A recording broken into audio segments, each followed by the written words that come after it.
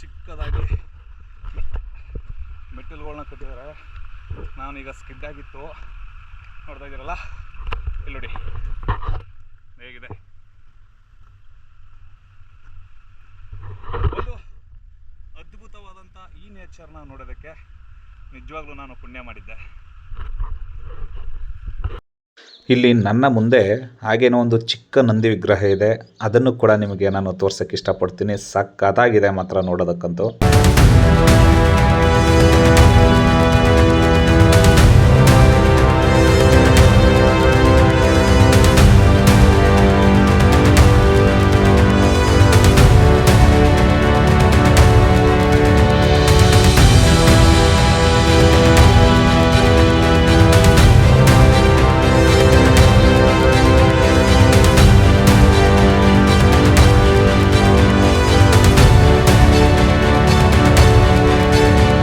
ಈಗ ನಾವು ಈ ಗೇಟನ್ನು ದಾಟಿ ಹೋದರೆ ಇಲ್ಲಿ ಕುದುರೆಗೆ ನೀರು ಕುಡಿಸ್ತಿದ್ದಂಥ ಒಂದು ತೊಟ್ಟಿ ಕಲ್ಲಿದೆ. ಅದೇನು ಒಳ್ಳೆ ಗ್ರಾನೈಟ್ ಕಲ್ಲಿರಂಗಿದೆ, ಸಖತ್ತಾಗಿದೆ ಮಾತ್ರ ಆ ಡಿಸೈನು.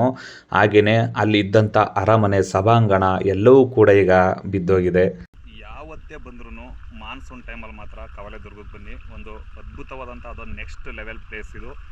ಸೊ ನಾನು ನೋಡಿದ ಮಟ್ಟಿಗೆ ಇಲ್ಲಾಂದ್ರೂ ಒಂದು 2,500 ಜನ ಬಂದಿದ್ದಾರೆ ಟ್ರಿಪ್ಗೆ ಅಂತ ಅನ್ಕೊಳ್ತೀನಿ. ಯಾಕೆಂದರೆ ಎಲ್ಲರೂ ಇದೇ ಮಾನ್ಸೂನ್ ಟೈಮ್ನ ಕಾಯ್ತಾ ಇರ್ತಾರೆ. ಸೊ ನಾನು ಕೂಡ ಕಾದೇ ಬಂದಿರೋದು. ಅದ್ಭುತವಾಗಿದೆ ಈ ಒಂದು. ಬನ್ನಿ.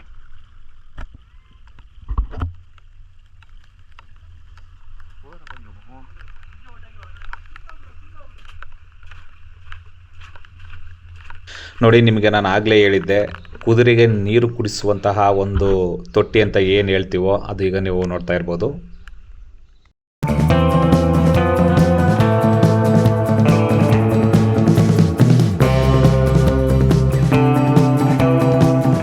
ಈ ಒಂದು ಅರಮನೆಯ ಸಭಾಂಗಣದಲ್ಲಿ ಬಿದ್ದಿರುವಂಥ ಈ ಒಂದು ಮರ ನಾವು ಕೆಲವು ಕಡೆ ಟ್ರಿಪ್ ಹೋದಾಗ ರೋಡ್ ಸೈಡಲ್ಲಿ ಡಿಸೈನ್ ಮಾಡಿ ಮಾರ್ತಾ ಇರ್ತಾರಲ್ಲ, ಅದೇ ರೀತಿಲಿದೆ ಗುರು. ಸಖತ್ತಾಗಿದೆ.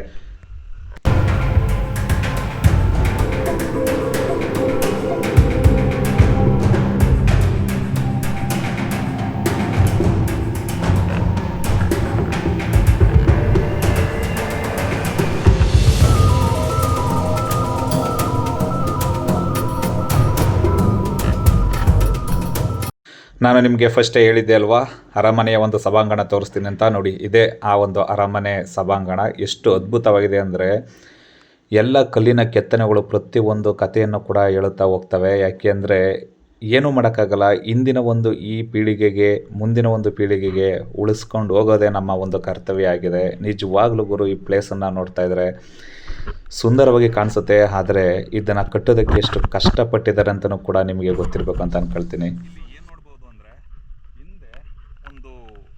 ಏನೋ ನಾವು ರುಬ್ಬೋದಕ್ಕೆ ಕಲ್ಲು ಮಾಡ್ತೀವಲ್ಲ ನೋಡಿ, ಆ ಥರ ಒಂದು ಕಲ್ಲನ್ನ ನೀವು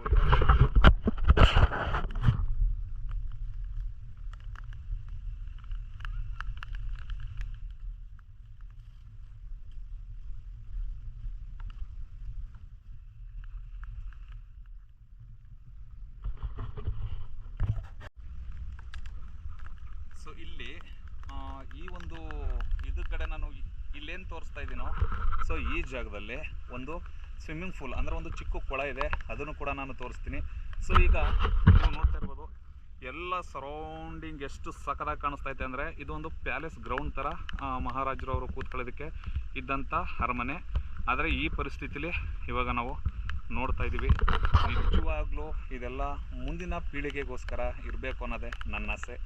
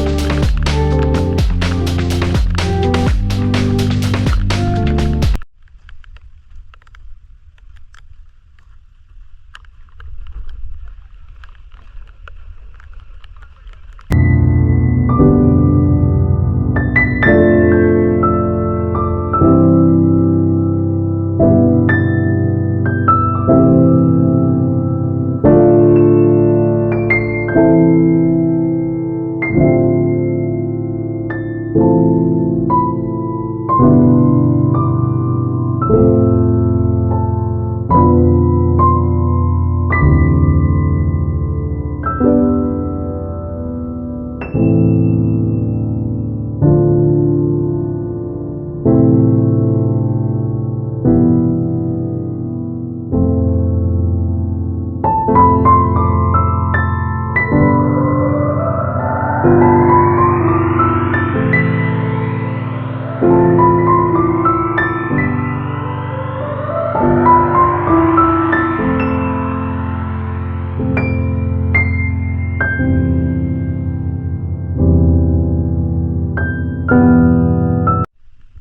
ಬನ್ನಿ.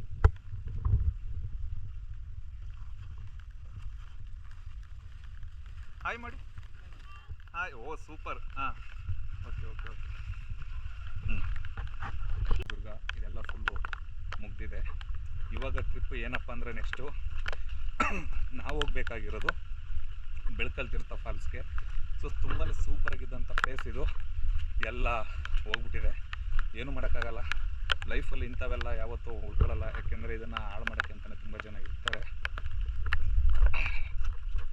ಓಕೆ, ಸೊ ಈಗ ನಾನು ನಿಮಗೆ ಫೈನಲಾಗಿ ತೋರಿಸ್ತಾ ಇದ್ದೀನಿ. ನಾನಿವಾಗ ನಿಮಗೆ ಫೈನಲಾಗಿ ತೋರಿಸ್ತಿರೋದು ಈ ರಾಜರು ಇದ್ದಂಥ ಈ ಒಂದು ಹಾಲ್, ಅಂದರೆ ದರ್ಬಾರ್ ಹಾಲ್. ನೀವೇ ನೋಡ್ತಾ ಇದ್ದೀರಾ ನೋಡಿ.